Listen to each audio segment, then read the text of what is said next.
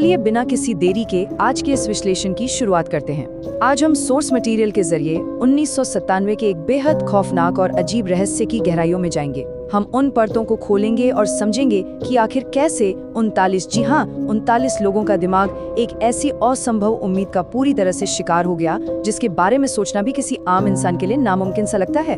खैर, उस दौर को याद कीजिए जब इंटरनेट बिल्कुल नया था। एक अफवाह आई कि आसमान में एक धूमकेतु देखा गया है और उसके ठीक पीछे एक यूएफओ है। अमेरिका के ज्यादातर लोगों ने टेलीविजन और इंटरनेट पर आई इस बात को एक पूरी तरह से मजाक समझकर उड़ा दिया। लेकिन कैलिफोर्निया में बाहरी दुनिया से अलग थलग रहने वाले एक ग्रुप के लिए ये कोई अफवाह नहीं थी। ये उनके लिए एक भयानक सच्चाई, एक इशारा बन गई थी। जरा इस मंजर की कल्पना कीजिए, एक बिल्कुल सुनसान घर जहां 39 लोग बिल्कुल एक जैसे कपड़े पहने हुए चुपचाप बैठे हैं।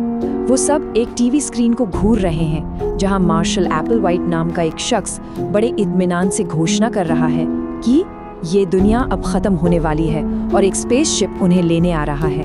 ये कोई ऐसी जगह नहीं थी जहां बाहरी दुनिया से संपर्क किया जा सके। सब कुछ पूरी तरह कट ऑफ था। चौथा section, the lure of belonging, the target persona.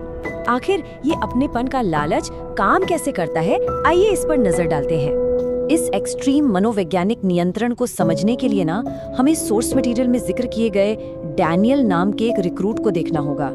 Daniel अंदर से पूरी तरह अकेला था, अपने टूटे हुए परिवार से दूर। उसे हमेशा लगता था कि वो इस दुनिया के हिसाब से बना ही नहीं है। फिर एक दिन उसे इंटरनेट पर हेवेंस गेट का एक चैट रूम मिलता है। वहाँ के सदस्यों ने तुरंत उसकी इस कमजोरी को पकड़ा और इन 3 शब्दों से उस पे निशाना साधा, तुम स्पेशल हो। और बस यही वो आखिरी लाइन थी जिसने उसके बरसों के अकेलेपन को एक झटके में खत्म कर दिया। और यहाँ से शुरू होता है किसी को दुनिया से काटने का एक बेहद सटीक मनोवैज्ञानिक खेल। ग्रुप ने नए लोगों को अपने कब्जे में लेने के लिए 3 सख्त नियम अनिवार्य कर दिए थे। पहला, परिवार से दूरी। दूसरा, अपनी पूरी आमदनी और पैसे दान कर देना। और तीसरा, सबसे अहम, ये मानना कि ये बाहरी दुनिया पूरी तरह नकली है, एक झूठ है। इस पूरे सिस्टम का सिर्फ एक मकसद था, किसी भी नए रिक्रूट का उसकी पुरानी जिंदगी से हर एक रिश्ता हमेशा के लिए खत्म कर देना। Section 7, the leaders mind control, Marshall Applewhite. अब बात करते हैं इस अकेलेपन के मुख्य आयोजक यानी मार्शल एप्पलवाइट की। अब देखिए, एप्पलवाइट जो पहले सिर्फ एक मामूली स्कूल टीचर था, समय के साथ उसका व्यवहार और उसके दावे बेहद अजीब होते चले गए। उसने अपना नियंत्रण बनाने के लिए अपने फॉलोअर्स को यकीन दिला दिया कि उन्हें नेक्स्ट लेवल तक पहुंचने के लिए इस धरती पर अपने शरीर को छोड़ना ही होगा। उसका सिखाना था कि एलियन सीधे उससे बात करते हैं, ये धरती सिर्फ एक टेस्ट है और इंसानी शरीर वो तो बस एक गाड़ी है, एक व्हीकल जिसे एक न एक दिन त्यागना ही पड़ेगा। अगर डेनियल जैसे किसी नए सदस्य के मन में घबराहट होती या कोई शंका पैदा होती ना, तो ग्रुप पूरी तरह से भावनात्मक दबाव का इस्तेमाल करता था। दूसरे सदस्य कड़ी आज्ञा पालन को सुनिश्चित करने के लिए बस एक ही बात बोलते थे, डर शरीर की एक कमजोरी है। बस इस एक वाक्य से वो सदस्यों को अपनी ही सोच, अपने ही सहज ज्ञान पर सवाल उठाने पर मजबूर कर देते थे। अगला हिस्सा, signals from the sky, the arrival of Hale Bopp. फिर आता है आसमान से वो इशारा, हेल बॉब धूमकेतु। यहाँ पर 2 अलग अलग सच्चाइयों के बीच का बिल्कुल साफ अंतर देखिए। जब नेशनल टीवी पर हेले-बॉब कॉमेट के आने की खबर आई तो इस मनोवैज्ञानिक दबाव के माहौल में एक बड़ा विस्फोट हो गया। एक तरफ पूरा अमेरिका और बाहरी दुनिया थी जिसके लिए ये सिर्फ एक खगोलीय घटना थी या फिर एक अफवाह, लेकिन दूसरी तरफ हेवेंस गेट के सदस्यों का मानना बिल्कुल अलग था।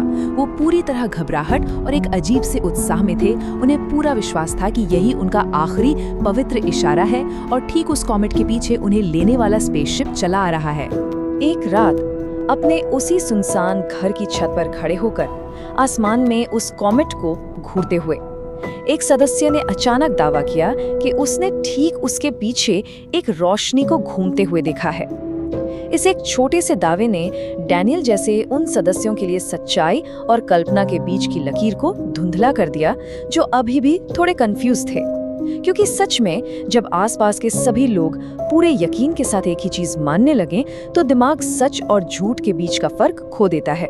13वां हिस्सा, the impossible escape, the trap closes. और इस तरह से ये जाल पूरी तरह से बंद हो गया। यहाँ से निकलना नामुमकिन था।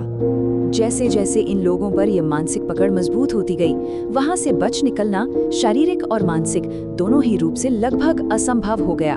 बताया जाता है कि जब डैनियल ने चुपके से अपने परिवार को फोन करके भागने की कोशिश की तो उसे पकड़ लिया गया।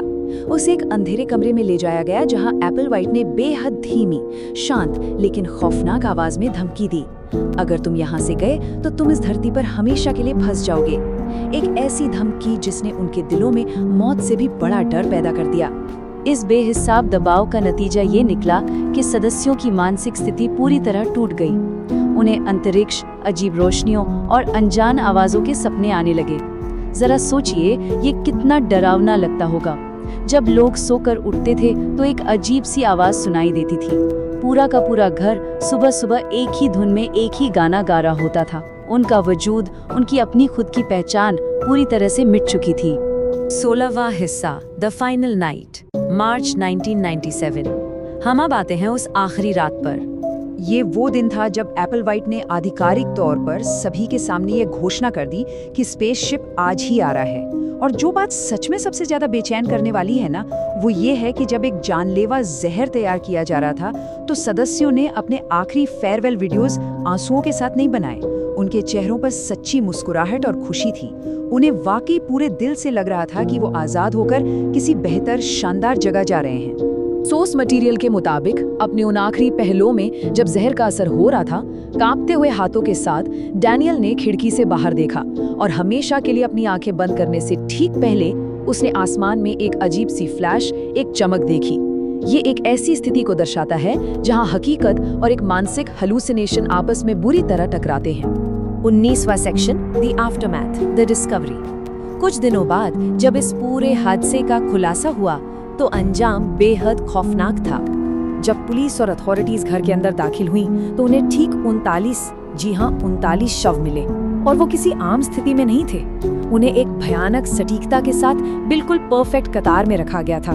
सभी के ऊपर चौकोर आकार के पर्पल कपड़े ढके हुए थे और सभी ने एक जैसे काले जूते पहने थे। मौत के बाद भी उनके बीच एकदम परफेक्ट एकरूपता थी, जो किसी की भी रूह कांपा देने के लिए काफी थी। और ग्रुप के इस लेवल के माइंड कंट्रोल का आखिरी सबसे डराने वाला सबूत थे उनके कपड़े।